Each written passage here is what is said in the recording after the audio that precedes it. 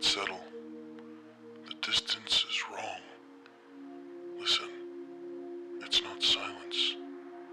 It's absence.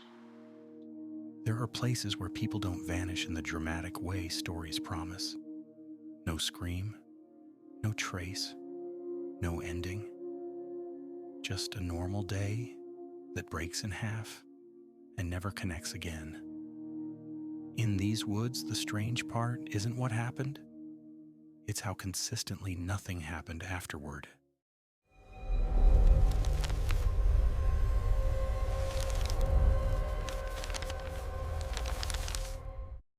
This isn't a ghost story.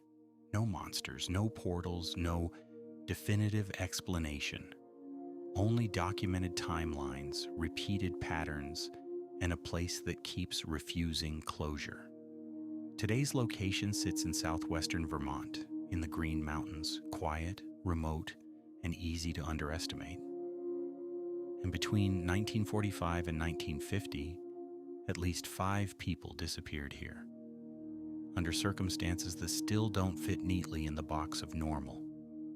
They call it the Bennington Triangle, a loosely defined area centered around Glastonbury Mountain and the surrounding backcountry near Bennington. The name came later, popularized decades after the disappearances. But the events themselves are real. It's the kind of place that looks safe on a map. Trees, trails, a mountain ridge. But in person, it's quiet enough to feel like the world muted itself. And once you're inside it, you don't always notice you're lost until you've been lost for a while. Places like this don't feel dangerous until they are. The first disappearance in the cluster happened on November 12th, 1945. A man named Mitty Rivers, 74 years old, an experienced hunting guide who knew these woods, was out with a group near the Glastonbury area. At some point, Rivers moved ahead. Not far, not dramatically, just ahead. And he never came back. Searchers poured into the forest. Volunteers, officials, people who knew the terrain. No trail, no body, no clothing, no clear reason. In a place where getting lost is common, the impossible part is how completely the forest kept him. An expert doesn't just vanish like that, unless the map is lying. A year later, December 1st, 1946, the Bennington Triangle becomes a national story. Paula Jean Weldon, 18 years old, a Bennington College student, goes out for a hike on Vermont's Long Trail. There are witnesses. She's seen near the trail, she's seen heading in. The day is cold, and later the weather turns. Then she's gone. A massive search follows. Hundreds of people, days turning into weeks. The kind of effort that should produce something, anything. But there's no definitive trace. No confirmed point where she leaves the trail. No confirmed accident site. No ending. And the most lasting consequence isn't a clue. It's a change. The investigation was criticized as disorganized and underpowered. One of the reasons Vermont moved toward creating a more coordinated state police force afterward. Paula becomes the center of the legend because her story contains the most terrifying ingredient: normalcy. A young woman goes for a walk, and the world simply refuses to return her. Witnesses don't save you. They only prove that you were real. Then comes the case that feels like a glitch. December 1st, 1949. Exactly 3 years after Paula. A veteran named James Tedford, 68 years old, rides a bus toward Bennington. Passengers remember him on board. And when the bus arrives, he's not there.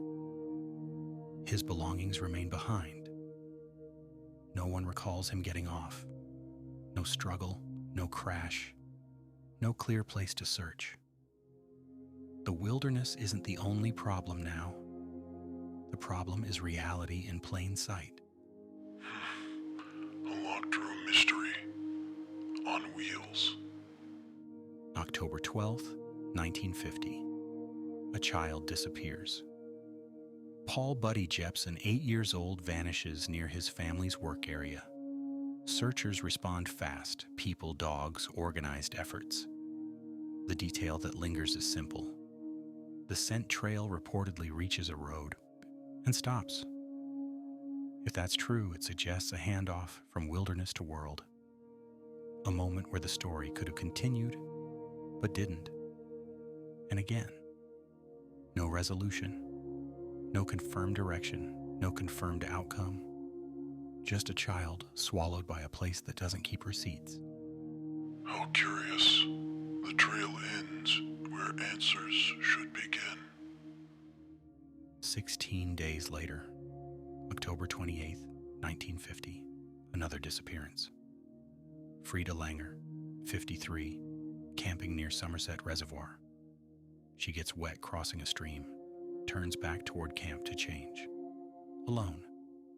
She never returns. Searchers comb the area, and then months later, her body is found miles away. The cause of death can't be determined.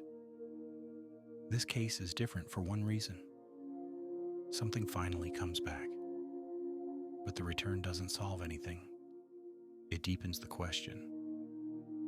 Because now the mystery isn't only how someone vanished. It's how a place can hide a person and then reveal them without explaining where they were. Even when the forest does give something back, it keeps the truth for itself. At this point, you don't need folklore. Just look at the pattern. An experienced outdoorsman, a student on a trail, a man on a bus, a child near the road, a woman who disappears, then reappears too late for answers. Different lives, different situations. One location that keeps producing the same outcome, a missing ending. The Bennington Triangle isn't frightening because it's supernatural. It's frightening because it's incomplete. And the human mind can't stand incompleteness. So it fills the gaps with whatever it can hold. There are reasonable explanations. This is rugged forested terrain. Weather shifts fast. Trails can mislead. Hypothermia can turn decisions irrational. People fall, people panic. People make one bad choice, then a second. And yet, the scale of nothing found across multiple cases is what keeps the story alive. Not because the explanations are impossible, but because the outcomes are clean in the wrong way. No trace, no final location, no certainty. Even the best explanation leaves a remainder. Even good explanations don't erase the feeling. They only dim it. The Bennington Triangle is not a place that proves the paranormal. It's a place that proves a simpler truth. Maps are promises, and some landscapes don't honor promises. If you walk long enough into the woods, you'll learn something uncomfortable. Nature doesn't need intent to erase you. It only needs time and distance and silence. And when a place repeats the same unanswered ending, we start to treat it like a force. Not because it is one, but because we don't know what else to call it.